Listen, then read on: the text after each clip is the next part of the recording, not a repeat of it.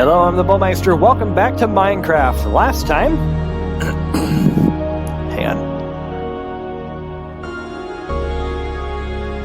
Okay. I don't know how that's going to turn out on the recording compared to my headset, whatever, but I forgot how loud this music is. I'm trying to balance it out, so... That way... you guys can still hear me over the music. I hope. That's my hope. So for starters... And can I help an object? Settings, audio, music.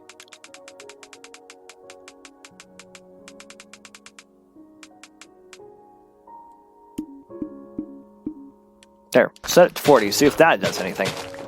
Anyways, we're just going to keep digging. How's everyone's day going? Hope everyone's staying warm, even though it should be the middle of November. I'm recording this early, beginning of October, so I do apologize if I don't even know what day I put this up yet. But this should go up beginning of October, or second Sunday of November.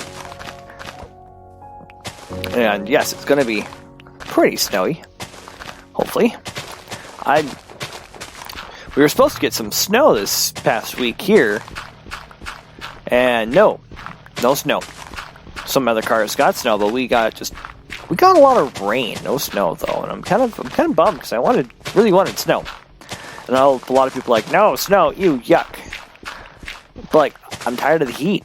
I'm tired of the rain. I just want snow. But that's just me. I'm crazy like that.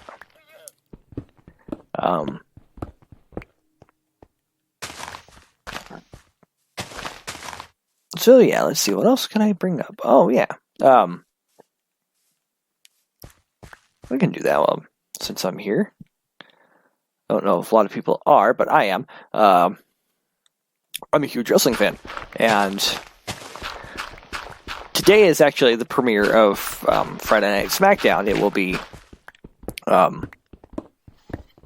as of this recording that I'm doing right now, it hasn't aired yet. It's still, 10, 11 o'clock in the morning. Oh, that froze. That's why. I'm like, why does it still say 10:13? Okay. My dash... This is funny. My computer is running, so this is going to be fun to see how everything's working. My computer is running, but my the menu bar or whatever on the bottom has frozen, so it's 10:13 according to the menu, but it's 11 o'clock now. I don't get it. I'll hopefully try to fix it before I do any more recording. So I'll finish Minecraft. I mean, if anything, I'll just show what we've done, especially now, with the digging. And we'll just go from there. But anyway, so WWE had their, it's season premiere week, I guess, or whatever. A lot of stuff is starting, or a lot of shows and networks are starting, show off the new seasons of their content, or, bring new content to their channels. WWE is also falling in line and doing premiere week. Monday they had Raw. Wednesday was the 2-hour premiere of NXT, even though they did NXT last 2 weeks for an hour. And then tonight is Friday Night SmackDown on Fox. So, like I said, Fox hasn't aired yet because it's still, still daytime as I'm recording this. And then AEW, All Elite Wrestling, just did their first episode of Dynamite, which essentially ran with NXT, more or less. I didn't get a chance to watch Dynamite until Thursday, and NXT until this morning. May not seem like productive, but I've been productive. Watched NXT. I went and got groceries. Am I ready? Oh, I'm already full. Okay, we'll just leave it. And now I am working on doing my first set of recordings. I don't even have November set up yet in my notebook. I gotta do that here soon. Hopefully soon, within a relatively quick period of time, where I can be like, yeah, hey, I got this ready. And we can move right along. So AEW, let's probably hear me clicking the mouse around because I do actually want to talk about the first episode of Dynamite. And then I'll talk about the first episode of NXT and how kind of like everything stacked up. So I'll pull both the results up. Alright, so AEW Dynamite. We started out with Cody Rhodes, as most of us know him, taking on young upstart Sammy Guevara. And it was an alright match. Not too good, not knowing what to expect out of Guevara. The match was kind of meh. Of course, then we had, interference from... Well, I don't think even the interference came during the match. They came after the match. Chris Jericho, who Cody will face at their next pay-per-view event. I don't even remember what it's called, but it's got a bunch of gears in it. But anyway, oops.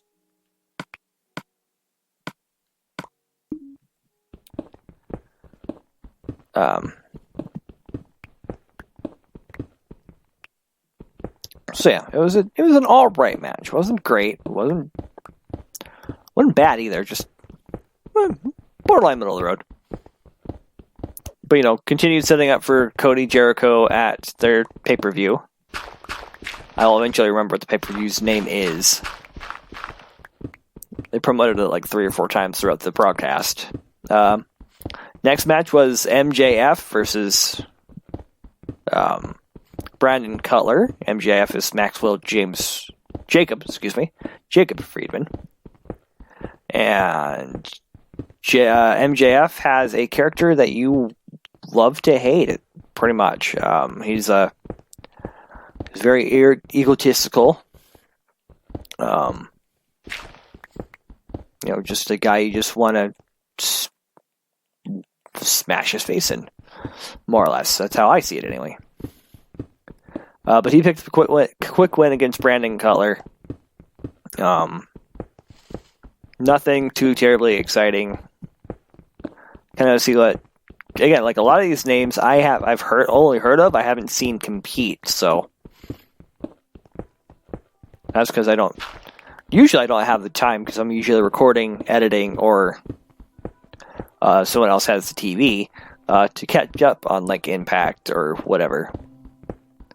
So I don't always get the opportunity to check on like some of the indie promotions. Next match was Pac, former Neville, against Hangman Adam Page, and that was a pretty good match. Nice solid match. Oop. Yeah, again, it was their first show. Right now they got a lot of like establishing to do. They got to do a lot of establishment with their, with the characters, how the show's going to be set up, so on and so forth. So it's some growing pains, but that'll happen. We'll just take it. We'll roll with it and have some fun with it. Next up was the crowning of the AEW Women's World Women's Champion, or Women's World Champion, however you want to put it. Between Japanese superstar Riho I think it's Rio. And, what did I say she's American? Nyla Rose. And Rio won, surprisingly.